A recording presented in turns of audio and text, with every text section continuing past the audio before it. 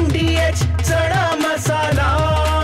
आता छोले असो किंवा चवळी, पांढरे चणे असो किंवा काळे चणे, सगळं काही कमाल बने। MDH। पहिल्या वर्गापासून हिंदी नको अशी रोखठोक भूमिका राज ठाकरेंनी घेतली।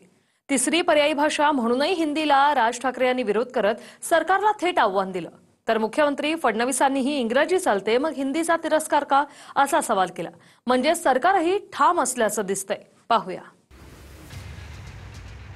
राज्य सरकारला आव्हान वाटत आव्हान म्हणून घ्यावं, पण हिंदीची सक्ती महाराष्ट्रामध्ये होणार नाही, कोणत्याही परिस्थितीत होऊ दिली जाणार नाही। आपण सगळे लोक इंग्रजीचा पुरस्कार करतो आणि भारतीय भाषांचा तिरस्कार करतो, हे योग्य नाहीये।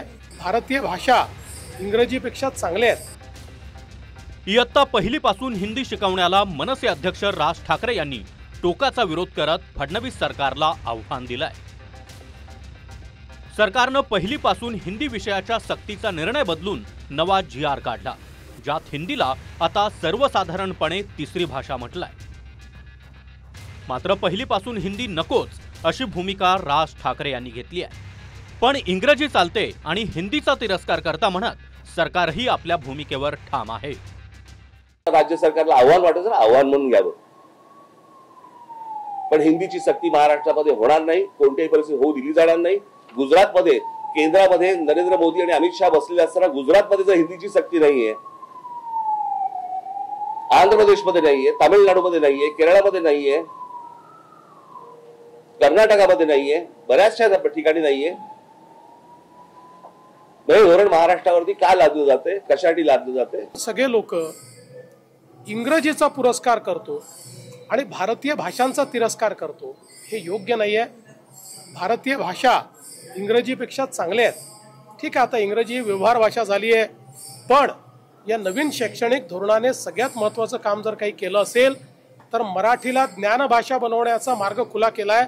म्हणजे नवीन शैक्षणिक धोरणाने मराठीला वैश्विक भाषा, ज्ञानभाषा आणि अर्थकारणाची भाषा बनवण्याचं दालन उघडं केलंय आणि महाराष्ट्र सरकारने ते स्वीकारलेलं आहे। म्हणून मला असं वाटतं की अशा प्रकारचा विवाद हा योग्य नाहीये।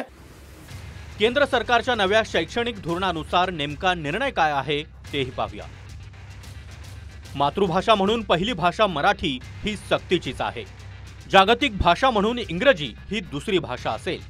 तिसऱ्या भाषेसाठी भारतीय भाषा जसं की हिंदी, उर्दू, गुजराती, कन्नड, तामिळ, तेलुगू, मल्याळम, सिंधी, बंगाली, पंजाबी, संस्कृत, पाली ही भाषा निवडता येईल।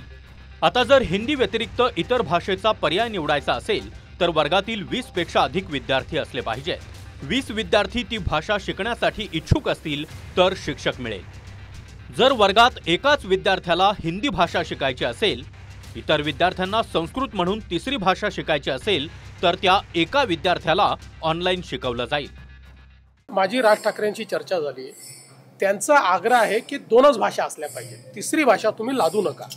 मी त्यांना हे समजून सांगण्याचा प्रयत्न केला की केंद्र सरकारने विचारपूर्वक NEP मध्ये 3 भाषांचं सूत्र आणलंय। जर देशभरामध्ये 3 भाषांचं सूत्र आहे तर महाराष्ट्र 2 भाषांच्या सूत्रावर जाऊ शकत नाही। NEP देशाकरता आहे। आपल्याला कल्पना आहे की 3 भाषा सूत्राच्या विरुद्ध तमिळनाडू कोर्टमध्ये देखील गेलं, कारण कोर्टाने ते मान्य केलं नाही। आणि आपल्या देशातली एखादी अधिकची भाषा शिकण्यामध्ये काही वाईट काय आहे, गैर काय आहे? कसला पर्याय नकोच आहे ना। कसला पर्याय जो 6वी पासून आहे ना, मग तो पहिलीपासून का आणताय तुम्ही? मुळात महाराष्ट्रामध्ये शिक्षक कमी, महाराष्ट्रामध्ये शिक्षकांना पगार नाही, तुम्ही शिक्षकांवरती अजून भाषेची ओझी टाकणार आहात। म्हणजे IAS अधिकाऱ्यांना महाराष्ट्रामध्ये हिंदी बोलायला सोपं जावं आणि मराठी शिकायची गरज लागणार नाही, याच्यासाठीची धोरणं आहेत काही। महाराष्ट्रातलं सरकार मराठी असेल तर मला असं वाटतं त्यांनी या गोष्टींचा विचार करणं गरजेचं आहे आणि तात्काळ ही गोष्ट सक्तीची मागे घेणं गरजेचं आहे।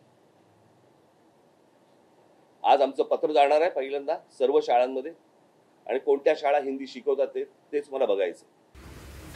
इकडे राज ठाकरे यांनी पहिलीपासून हिंदीचा विरोध केलाय, तिकडे पुण्यात बालभारतीच्या कार्यालयाबाहेर मनसेनं शाईफेक आंदोलन करत हिंदीची पुस्तकं फाडली।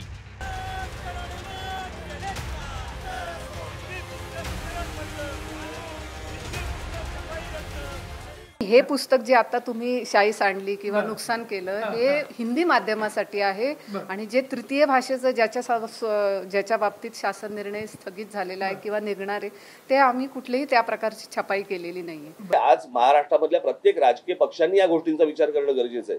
तुमचं अस्तित्व मिटवून टाकतील. म्हणजे तुम्ही मराठी आहात म्हणजे कोण आहात? तर मराठी भाषा बोलणारे आहात म्हणून ना. ती भाषा जर समजा मेली तर काय होणार आहे? मला असं वाटतं या सगळ्या याच्यामध्ये कुठच्याही प्रकारचं राजकारण व्यतिरिक्त आपण सगळ्यांनी एकत्र नीट गोष्टींचा विचार केला पाहिजे.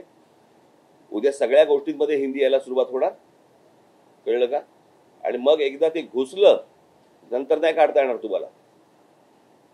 या आजच ठेचायला पाहिजे. आधी आपण अनिवार्य केली होती, काल जो GR काढला त्यात अनिवार्यता काढून टाकली आहे.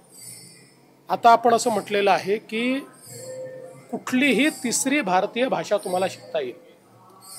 3 भाषेचं सूत्र नवीन जे काही शैक्षणिक धोरण आहे त्यांनी केलं. ज्या नवीन शैक्षणिक धोरणामध्ये मातृभाषा ही अनिवार्य आहे, त्याच्या व्यतिरिक्त 2 भाषा, त्यातली एक भारतीय भाषा असली पाहिजे. एक स्वाभाविकपणे आपल्याकडे इंग्रजी लोक स्वीकारतात. कुठलीही भारतीय भाषा तिसरी भाषा म्हणून शिकता येईल. त्याकरता 20 विद्यार्थी असले तर शिक्षक देखील दिला जाईल. ऑनलाईन पद्धतीनं देखील ट्रेनिंग दिलं जाईल. पहिल्या वर्गापासून हिंदी लादून हे मराठीवर अतिक्रमण होत असल्याचं राज ठाकरे यांचं म्हणणं आहे. आणि हिंदी शिकवली जाऊ देणार नाही असं आव्हानही राज ठाकरे यांनी सरकारला दिलंय. मात्र हिंदीची सक्ती नसून तिसरा पर्याय म्हणून इतर भारतीय भाषा देखील उपलब्ध आहेत असं सांगून मुख्यमंत्री फडणवीसांनी देखील सरकारची भूमिका स्पष्ट केली आहे. कृष्णा सोनारवाडकरसह निवृत्ती बाबर, TV9 मराठी, मुंबई.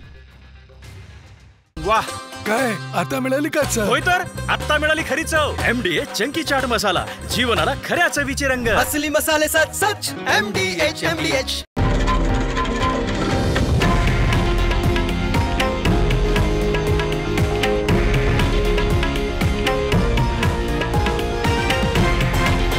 हे आहे देशातील नंबर 1 न्यूज नेटवर्क आणि आपण पाहत आहात TV9 मराठी, एकमेव.